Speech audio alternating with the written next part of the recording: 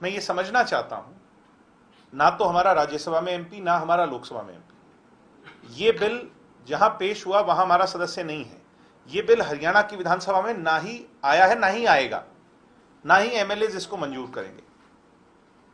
तो इससे हरियाणा स्टेट के जो किसान इंपैक्टेड हैं, हम उनकी भावना को लेकर के, दीन बंधु सर छोटू राम की कही भी बात, ए भोले किसान बोलना सीख और अपने को पहचान।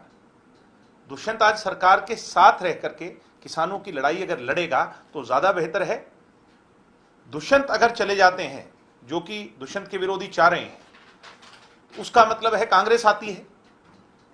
कांग्रेस वही लुटेरी है जिसने वाड्रा के साथ मिलकर के कितना किसानों का भला किया है, मुझे कहने की आवश्यकता नहीं। क्या हरियाणा की जनता, देश की जनता भूपेंद्र हुड्डा जैसे तानाशाह किसानों को लूटने वाले व्यक्ति को हरियाणा में दोबारा देखना चाहती है? तो ये समझना होगा किसानों को, हम सब लोगों को, कि हिडन एजेंडा क्या है। हिडन एजेंडा कुछ और है। मैं कल किसानों से मिलकर के आया, नथाराम जी से मिलकर के आया चिबाग। उनने मुझे खुद कहा कि पुलिस की लाठियां उनके पैर पर लगी, जिससे उनको मल्टीपल फ्रैक्चर्स आए। मैंने उनसे माफी मांगी, और इन टोटलिटी हम सब की भावना किसानों के साथ है। किसानों पर चली लाठी किसानों पर नहीं, हम पर चली है, आप पर भी चली है, हरियाणा पर चली है। नहीं चलनी चाहिए थी। किसी के बहकावे में जो ले करके गए उन पर कुछ नहीं हुआ। निहत्थे लोगों पर अगर कुछ हुआ, हम उसके लिए पीड़ा व्यक्त करते हैं, और इसकी जांच तो होगी, निश्चित तौर पर होगी, क्योंकि किसने चलाई? कैमरा दिखा रहा है, आपका कैमरा दिखा रहा है। वो कैमरा अगर दिखा रहा है तो कुछ ना कुछ तो हुआ है, बिना चिंगारी की आग नहीं लगी। ये भरोसा दिलाया मुख्यमंत्री? देखिए, आपस के भरोसे में सरकार चलती है। दुष्यंत जी और मनोहर लाल जी का जो भरोसा है वो अडिग है।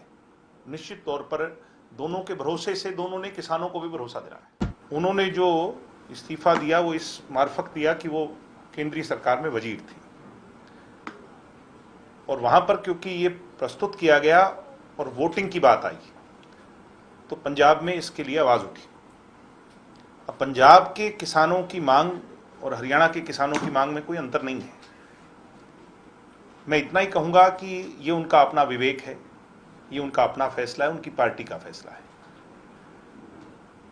जननायक जनता पार्टी की जहां तक बात है, हम बड़ी स्पष्टता से कह रहे हैं कि एमएसपी के मुद्दे पर आज, क्योंकि प्रधानमंत्री मोदी जी ने अभी देश को संबोधित किया और इतनी स्पष्टता से कहा कि उसके साथ कोई छेड़खानी नहीं की जाएगी, मंडियों के साथ छेड़खानी नहीं की जाएगी, आड़तियों के साथ कोई छेड़खानी नहीं की जाएगी, उनकी आड़त के साथ, तो फिर कोई संकोच बच ही नहीं जाता।